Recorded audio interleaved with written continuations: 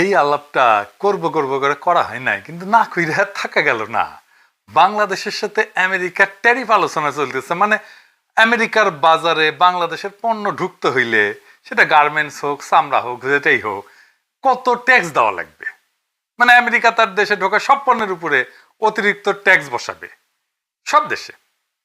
আগে ট্যাক্স ছিল 0 বা 5%, সেইটার ট্যাক্স বা ট্যারিফ হয়ে যাবে 20% বা 30% বা তারও বেশি। এটা হুদাহুদি করে নাই, তারা কইতেছে এটা রিসিপ্রোকাল ট্যারিফ, মানে তুমি যেমন ট্যাক্স বসাও আমার পণ্যে, আমি তেমন ট্যাক্স বসাবো তোমার পণ্যে। মানে বাংলাদেশ যদি আমেরিকান পণ্যে 30% ট্যাক্স দেয় ধরে, তাহলে বাংলাদেশি পণ্যকে আমেরিকায় ঢোকার জন্য 30% ট্যাক্স দিতে হবে, নো হাঙ্কি পাঙ্কি। তো এই ট্যারিফ বসায় আমেরিকা থামে থাকে নাই, তারা আলাপ আলোচনা শুরু করছে দেশগুলোর সাথে। অনেক দেশ আলোচনা করে ট্যারিফ কমায়ও নিছে, শুল্ক কমায় নিছে আর কি। যারা কমায় নিছে তারা এমন কোনো বাণিজ্য সুবিধা দিছে আমেরিকাকে যার জন্য ট্যারিফ কমাইতে পারছে। এটা একটা বার্গেনিং টুল আর কি, এটা দিয়ে বার্গেনিং করিচ্ছে আমেরিকা। বাংলাদেশের আলোচনা চলতেছে, এটা আগামী 31 তারিখের মধ্যে ফাইনাল হবে, মানে 2-1 দিনের মধ্যেই আর কি, যে বাংলাদেশ কত পাইতেছে ট্যাক্স বা ট্যারিফ। যদি বাংলাদেশ ট্যারিফ কমাইতে না পারে তাইলে হাতে হ্যারিকেন ধরতে হবে, কলে এই শুল্ক কার্যকর হবে 1 আগস্ট থেকে। তবে আমেরিকান বাণিজ্য মন্ত্রী বলছে শুল্ক কার্যকর হইলেও আলোচনা চলবে। আমি এটা নিয়ে একটা ভিডিও করেছিলাম, আপনারা জানেন যে আমি ইকোনমিক্সের ছাত্র। এই শুল্ক দীর্ঘমেয়াদে আমেরিকান ইকোনমির ক্ষতি করবে, তবে স্বল্প মেয়াদে তা আমাদের ক্ষতি করবে, অবশ্যই করবে, যদি আমরা শুল্কের একটা ভালো রেট না পাই। যাই হোক, আমি ওই একাডেমিক আলোচনাতে যাব না।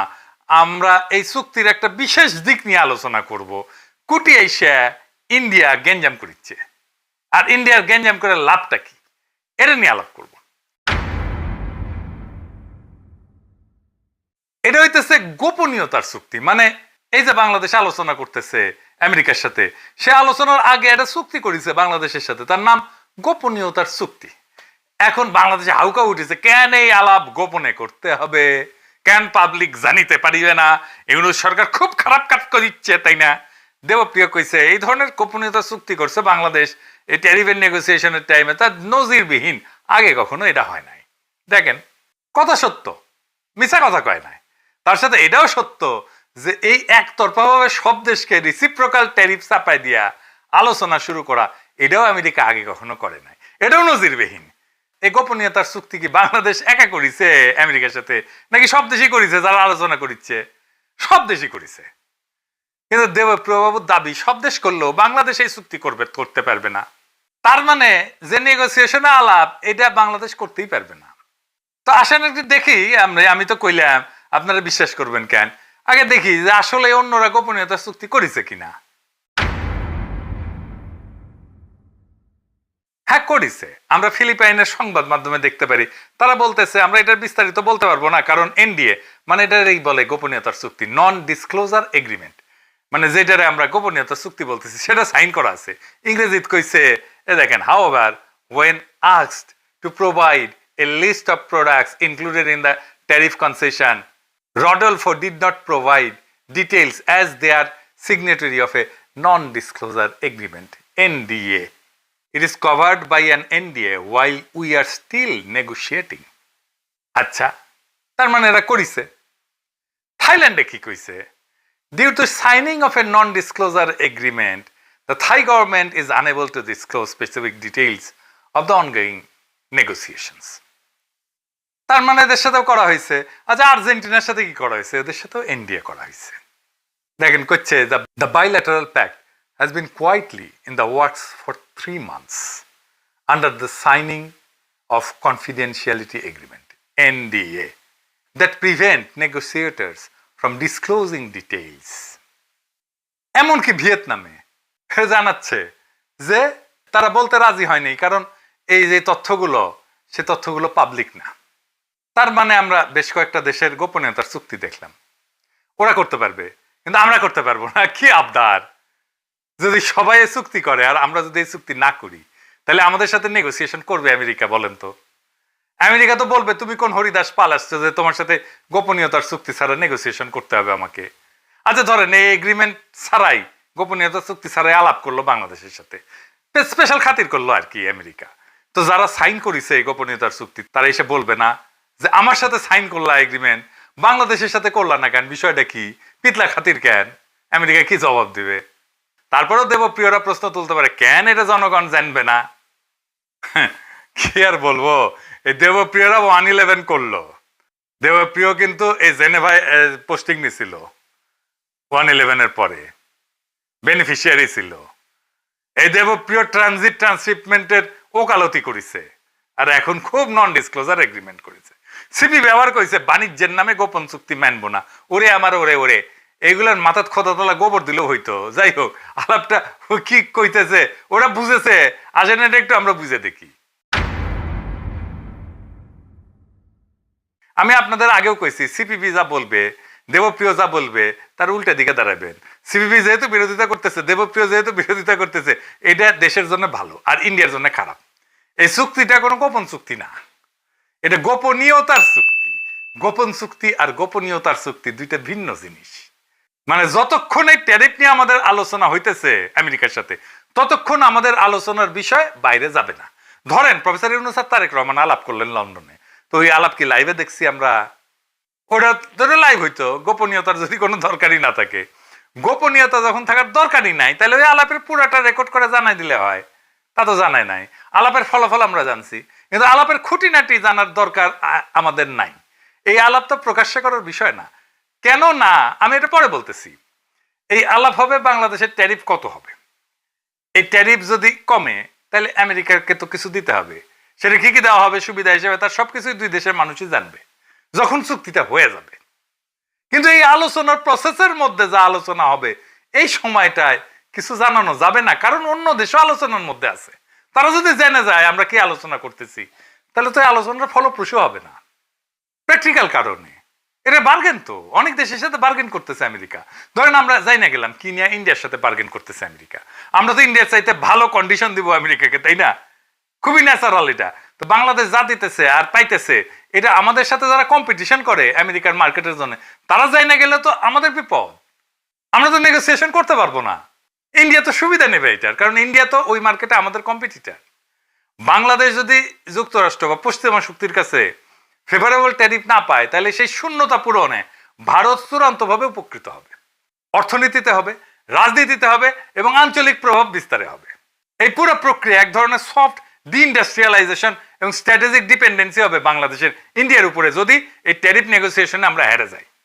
বাংলাদেশকে পশ্চিমের বাজারে দুর্বল কইরা বাংলাদেশের অর্থনীতি ভারত নির্ভর করে তুলতে পারবে ইন্ডিয়া, যদি এই ট্যারিফ নেগোসিয়েশনে আমাদের চাইতে ইন্ডিয়া ভালো ট্যারিফ পায়, অথবা আমরা যদি অনেক বেশি ট্যারিফ দিতে হয়। এই জাউরারা হাউকাউ করতেছে, মানুষকে কনফিউজ করতেছে, যেন এই নেগোসিয়েশনে বাংলাদেশ জিততে না পারে, ইন্ডিয়া যেন বেশি সুবিধা পায় আর আমাদের মারা যায়। দেবপ্রিয় সিপিবি এদের হাউকাউয়ের লক্ষ্যই এটা। এই প্রসঙ্গে আমি কোভিডের টাইমে একটা ঘটনার কথা মনে করাই দিই, মিল পাবেন। কোভিডের টাইমে আমরা যেন ভ্যাকসিন না পাই সে বাগড়া দিছিল ইন্ডিয়া। মানে ইন্ডিয়া চাইছিল ভ্যাকসিনটা যেন ইন্ডিয়া থেকে নেওয়া হয়। তাহলে ইন্ডিয়ার লাভ কি? ইন্ডিয়া এটা তার কূটনৈতিক অস্ত্র হিসেবে ব্যবহার করবে। আমি বেনে বেনে করছি না, দেখেন তো। এই সময় চীনের সাথে ভ্যাকসিন কেনা নিয়ে আলাপ হচ্ছিল বাংলাদেশের। বাংলাদেশকে চীন একটা খুব ভালো প্রাইস দিছিল, দাম দিছিল, খুব কম দামে, শ্রীলঙ্কা থেকে কম দামে এমনকি বাংলাদেশকে টিকা দেওয়া হয়েছিল। শ্রীলঙ্কার তখন অর্থনৈতিক অবস্থা খুব খারাপ, আপনারা তো জানেন। তার সেই অবস্থা তো বাংলাদেশকে একটা ভালো প্রাইস দেওয়া হয়েছিল, যেটা শ্রীলঙ্কার চাইতে কম। এটা হয়েছিল একটা গোপনীয়তার চুক্তি দিয়া। কারণ এই প্রাইসটা যদি শ্রীলঙ্কা জানে যায়, নেপাল জানে যায়, সবাই তো বলবো আমাকে বাংলাদেশে প্রাইস দাও। বাংলাদেশ এটা বার্গেন করে পাইছিল। সেই চুক্তির ফাইল প্রথম আলো রোজিনা চুরি করে সচিবালয় থেকে। রোজিনাকে গ্রেপ্তার করা হয়। আমি বলছিলাম কাজ ঠিক হয়েছে। এইটা রোজিনা ইন্ডিয়াকে সার্ভিস দিতে গিয়ে এই কাজ করেছিল। এই ফাইল রয়ের হাতে তুলে দিত। গোপনীয়তায় ঢাকা ফাইল থেকে আমরা যে দাম পাইছি এটা প্রকাশ করে দিত রোজিনা পত্রিকায়। আপনার দাম প্রকাশ করে দিলে তো চীন বিপদে পড়বে। ইন্ডিয়া শ্রীলঙ্কা যায় বলবে কেন তুমি আমার কাছ থেকে বেশি দাম নিলা বাংলাদেশ থেকে। তাসনিম খলিলারা তখন যুক্তি দিছিল রোজিনাকে দিয়া কেন চুরি করাবে ইন্ডিয়া। ইন্ডিয়া চাইলে তো ওবায়দুল কাদের হাতে দিয়ে আসতো ফাইল। দেখেন এদের বুদ্ধি দেখেন। ফাইল পাওয়া নিয়ে তো কোনো ইস্যু নাই। ফাইল একটা কেন 10টা ফাইল দিয়ে আসতে পারে। ইস্যু হইতেছে মিডিয়া বাংলাদেশ যে দাম পাইছে সেটা প্রকাশ হওয়া। একমাত্র সেটা প্রকাশ হওয়া মাত্রই এই চুক্তি ভঙ্গের, গোপনীয়তার চুক্তি ভঙ্গের অভিযোগ চীন করতে পারে। এবং সেই অজুহাতে আমাদের ভ্যাকসিন দেওয়া বন্ধ করে দিতে পারে। রোজিনা ব্যর্থ হওয়ায় একজন ডেপুটি সচিব সে দাম প্রকাশ করে দেয়, ফলে চীনা ভ্যাকসিন আসা বন্ধ হয়ে যায়। আমাদের 2 বা 3 গুণ দাম দিয়ে সেই ভ্যাকসিন কিনতে হয়। তাহলে এটা অনুসন্ধানী সাংবাদিকতা নাকি দেশের মানুষের আমাদের যে বেশি টাকায় ভ্যাকসিন কিনতে হইলো এটা কার জন্য? রোজিনার জন্য। তো বাংলাদেশকে যে অধিক টাকা গচ্চা দিয়া ভ্যাকসিন কিনতে হইলো সে টাকা কি রোজিনার বাপ দিবে না ওর হাজবেন্ড দিবে? এটা কারে বুঝাইবেন? এই একই ঘটনা ঘটেছে ট্যারিফ নিয়ে আলোচনায়, গোপনীয়তার চুক্তি নিয়ে। আসেন এটা একটু বুঝে দেখি। দুনিয়ায় কোন দেশের মিডিয়ার কোন কুরকুরে নেয়? সবাই তো এই সাইন করছে না, একমাত্র বাংলাদেশের অনুসন্ধানী সাংবাদিকদের এতই কারেন্ট, এই গোপনীয়তার চুক্তি প্রকাশ করতেই হবে। তো এটা নিয়ে কি হইল আসেন দেখি। এখানে সে একই রোজিনা কাণ্ড ঘটনা হইল। এনবিআর এর দ্বিতীয় সচিব মুকিদুল আলমকে দিয়া এই আলোচনার বিষয়াদি কচুক্ষেতি বের করল। কচুক্ষেতি মানে কিন্তু ও আকারের বালক। বালক মানে জানেন তো, হ্যাঁ, যে মারা দেয়, বুঝছাও। র এর ডাইরেক্ট পেরোলে এই পদ বালক, সেইটা দিয়া বাংলা আউটলুকে নিউজ করাইলো। মুকিদুল ধরা খাইলো, চাকরি গেল। বাংলা আউটলুকের নিউজ সরাই নিলে কচুক্ষেতি নিজের পেজে ওই চুক্তির আলোচনা প্রকাশ করে দিল। দেখেন এর ফলে কি হইল? বাংলাদেশের আলোচকেরা, নেগোসিয়েটরেরা মারাত্মক চাপে পড়লো। আলোচনার নেগোসিয়েশন আমরা পিছায় পড়লাম, ইন্ডিয়া আপার হ্যান্ড পাইলো। তাহলে বুঝেছেন তো কে কার সুবিধার জন্য এটা পাবলিক করা হয়েছিল? ওই ভালো কোয়াকারের কেন এটা পাবলিক করলো? আপনারা তো জানেন বাংলাদেশ যদি ফেভারেবল ট্যারিফ না পায় তাহলে ইন্ডিয়া লাভবান হবে, আর কেউ না। ইন্ডিয়াকে উপহার দিল ওয়াকারের বালক। এইবার সব বুঝেছেন তো, মিলিছে সব। বাংলাদেশের শিল্প, গার্মেন্টস, রপ্তানি আমেরিকার বাজারে সব ধ্বংস করে দেওয়ার কাজটা এই ওয়াকারের বালক কইরা দিল। যদি বাংলাদেশ ভালো ট্যারিফ না পায় তার দায় একমাত্র এই বালকের। আপনারাই বলেন এটা প্রকাশ করে কি এমন হাতি ঘোড়া বজরা পানসি হয়েছে? কি অর্জন করছে বাংলাদেশ? কিছুই না। বাংলাদেশের জনগণ কি অর্জন করছে? কিচ্ছু না, হারাইছে। কিন্তু এইটা প্রকাশ করার জন্য এত কুরকুরানি কেন ওদের খোয়ায়? কুরকুরানি মোদির কুরকুরানি, ইন্ডিয়ার কুরকুরানি। কারণ মোদি কইছে শুধু ওয়াকার নামিও তোমার বালক বানাবো, আর ওই খুশিতে মারছে দৌড়। তাইলে কি আমরা ফেভারেবল ট্যারিফ পাবো না আমেরিকার বাজারে? 2 দিন অপেক্ষা করেন, ভালো খবর পাবেন ইনশাআল্লাহ। ওয়াকারের পদ বালক কাজটা খুব জটিল এবং কঠিন করে দিলেও এটা উত্তরানো গেছে। আমার কাছে যতটুকু খবর আছে, চুক্তির ডিটেলস বেশি জানতে পারবেন তাড়াতাড়ি। এই ট্যারিফ আলোচনা, এই গোপনীয়তার চুক্তি সবই কূটনৈতিক বাস্তবতা। এই বাস্তবতায় কার কি বক্তব্য, কে কি প্রকাশ করলো সেটা বড় কথা না। বড় কথা এই যে বাংলাদেশে কোনো দালাল চক্র, কোনো রোজিনা সিন্ডিকেট, অনুসন্ধানী সাংবাদিকতার নামে রয়ের দালাল, ওয়াকারের পাঁচাটা হাইব্রিড অনুসন্ধানী সাংবাদিকদের খেয়ালখুশির উপর চলে না। আমাদের রাষ্ট্র যদি সাহসিকতার সাথে ন্যায্য বার্গেন করে, যদি ঠিক সময় জিপ কামড়ে চুপ থাকে, তাহলে আমরা জিতবো। কারণ এই খেলা গলা ফাটানোর না, মাথা খাটানোর। আজকের দিনটায় আমরা শিখে গেলাম তথ্য চুরি করা নয়, কৌশল দিয়ে জয়লাভ করতে হয়। গোপন রাখাটা সবসময় চোরের চক্রান্ত না, কখনো কখনো তা হয় রাষ্ট্রীয় অস্ত্র। যারা চায় বাংলাদেশ বিশ্ববাজারে হারুক, তারা চায় না গোপনীয়তা থাকুক এই বাণিজ্য আলোচনায়। তারা চায় প্রত্যেকটা দরজার চাবি পড়ুক দিল্লির হাতে। কিন্তু না, এবার আর তা হবে না। বাংলাদেশ দাঁড়াইছে নিজের কৌশলে, নিজের স্বার্থে, এবং এই দাঁড়ানোই মাথা উঁচু করে দাঁড়ানো। ধ্বংস হয়ে হারায় যাওয়ার আগাম ঘোষণা না এটা। এই জাতি মাথা নত করে না। এই জাতি নিজের বাজার, নিজের রপ্তানি, নিজের শ্রমিকের ঘাম দাম চায়। যুক্তরাষ্ট্র হোক, ভারত হোক, কেউ আমাদের পেছনে রেখে সুবিধা পাবে না যদি আমরা নিজের প্রতি বিশ্বস্ত থাকি। তাই শেষ কথা একটাই, এই লড়াইয়ে আমরাও জিতবো। কারণ এইবার বার্গেনের টেবিলে বসছে এক নতুন বাংলাদেশ। ইনকিলাব জিন্দাবাদ।